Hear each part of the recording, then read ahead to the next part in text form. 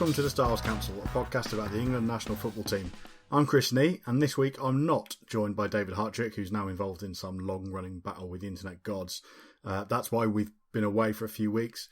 Sorry about that. But there are England internationals upon us on Saturday, the 8th of September, and on the Tuesday following. So on the 8th, England begin life in the UEFA Nations League competition against Spain at Wembley. And then on that following Tuesday, everybody will pack up their tents and caravans to snake up the M1 to Leicester City, where friendly against Switzerland awaits them. Gareth Southgate named his squad on Thursday, so I'm flying solo because, England squad and all that. But I'll keep it brief. We'll start with the semi-retirements of Gary Cahill and Jamie Vardy. Clearly, they were both aware that stepping aside was the smart move. And there's not much I can add to that, really. They've both made contributions in good and not good England sides. And they move on with thanks and salute from me. And that's that, really. I think with an England team that's looking to the future, Vardy and Cahill were probably getting towards being in the rearview mirror, if not already there. There has been an England squad named in the meantime for the two upcoming games. It's divided opinion a little. In fact, it's even managed to divide opinion inside my own skull, which is a decent achievement given how unsurprising the squad is as a whole. Let's have a quick look at the squad, shall we? We have goalkeepers Jack Butland, Alex McCarthy and Jordan Pickford. Defenders are Trent Alexander-Arnold, Joe Gomez, Harry Maguire, Danny Rose, Luke Shaw, John Stones, James Tarkowski, Kieran Trippier and Kyle Walker. Midfielders are Fabian Delph, Dele Alli, Eric Dyer, Jordan Henderson, Adam Lallana, Jesse Lingard, Ruben Loftus-Cheek and Raheem Sterling. And strikers are Harry Kane, Marcus Rashford and Danny Welbeck. So I think Southgate's conservative side, which we all knew was there, before he took the job and at periods after it as well, that's back on show. But I can understand it to an extent. I think England, having had a good World Cup with a young squad, Southgate and others are right to want that to stay together. Personally, for me, that trumps any arbitrary need for the England squad to omit players purely because they're not playing for their clubs. It is a factor, but purely because of that. So I wouldn't say I'm disappointed because I'm not really. I understand the squad. I think I understand the rationale. But there are some inclusions and some exclusions that I don't agree with. So I'm going to talk through those very quickly. Some of the players who've not been picked that have been identified by other parts of the media include Callum Wilson, who has made a decent goal-scoring start to the Premier League season for AFC Bournemouth. And certainly, although Danny Welbeck has got himself on the score sheet already, you would think that Wilson was in with a shout, given Vardy's retirement. Damari Gray has started fantastically well for Leicester City this season. I thought he was in with a shout personally. I'm a little disappointed that he's not there. I'm certain he'll be there in the future. And then the two youngsters that Dave and I speak about on a frighteningly regular basis, Phil Foden and Jadon Sancho at Manchester City and Borussia Dortmund respectively, have made reasonable starts to the season. They're not starting games. Foden certainly is short on minutes. But I've seen a little bit of both of them. I saw Sancho's substitute appearance for Dortmund at the weekend, and he's very impressive. And I still think, just like I did prior to the World Cup, that getting that little bit of youthful exuberance into the squad, particularly when there's no meaningful competitive football to be played, would be of a real benefit for all of us, I think. So a little disappointed not to see Sancho there, but again, it's one I understand. Foden, I think, is inevitable, if not this season, then certainly not long after it. And Jack Grealish, obviously, no bias on my part whatsoever there, but the kid is special. I wouldn't have thought he'll get a look in the Championship, so we will park that one there.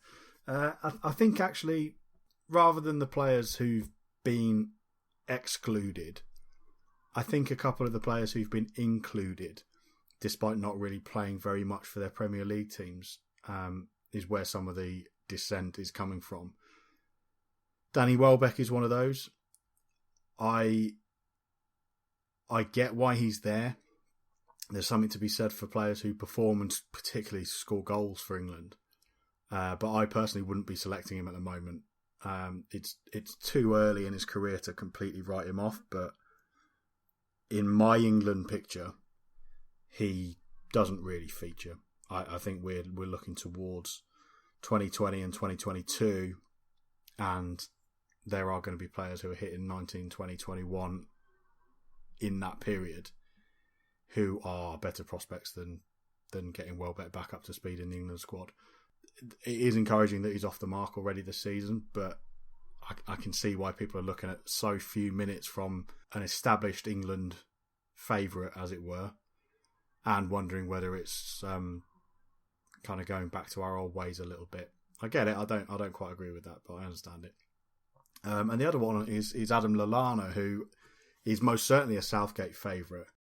For me, he should have to prove a little more before walking back into the squad, especially when there's no Euros qualifiers to be played in this international break.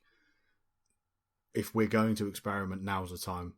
I don't know how seriously the teams around Europe are going to take the Nations League, but for me, they are at least secondary to qualifiers. And we are going to need to see if some of these other players can cut it. So I think Lallana and Welbeck getting in on England status rather than club status, despite something that I want to talk about with a couple of others, is where some of the negative response to the squad announcement has come from. Those other couple of players have been picked up in various parts of the media. I'm not fussed about these two being included at all. I am absolutely fine with it. Those two are Ruben Loftus-Cheek and Fabian Delph. Loftus-Cheek isn't playing at the moment. That is for reasons that bear further scrutiny. It's probably something that we'll talk about once Dave wins his battles with the internet gods. He needs to play football. He knows he needs to play football. Chelsea know that he needs to play football. I know that there's been a few quotes attributed to him that suggest that he's aware of that situation and isn't happy with Chelsea about it. It will affect his England career. I think it's right that it hasn't affected it yet, because if you don't want Ruben Loftus-Cheek in the England squad, I don't know what to say to you. He is absolutely a part of the squad now, and to drop him so quickly after the World Cup would be detrimental to him and to the squad's future, I think. And again, Delph is just a part of the England squad now. There has to be some element of continuity at international level counting for something. He's not featuring regularly for his club. That's the reality of a lot of England's internationals these days, I'm afraid. It's if he continues to not play any football, then fine, drop him. But I think to have a hard and fast rule would be cutting off our nose to spite our face at this early stage in the season. And I think that having Loftus-Cheek and Delph in there, to me, is obvious. I don't think there are loads of players coming through who could be taking up those places. And you can't just have wholesale changes to an England squad. It's not really how international football works, in my mind at least. That said, yes, I would like to see Foden in there sooner rather than later. Yes, I would like to see Sancho in there. Certainly, Damari Gray warrants a look. I think probably James Maddison in the same team probably isn't a million miles away from either. But there are some returning faces as well. So we'll have a quick look at some of the other additions very quickly. Alex McCarthy's in. He, to me, is much of a muchness as third keeper. I don't think the Premier League has a huge amount of English goalkeeper depth behind Jordan Pickford and Jack Butland.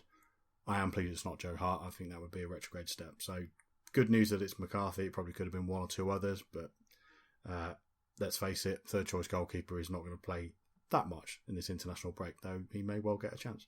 James Tarkowski steps in nominally for Gary Cahill, you would think, after being on standby in May. So he's the obvious last one out, first one back in. And then you have Joe Gomez and Luke Shaw back in the squad as well, both of them looking razor sharp in the first couple of weeks of the season for Liverpool and for Manchester United. So decent progress there. Good to see them both back in. Absolutely no complaints from me in that regard either.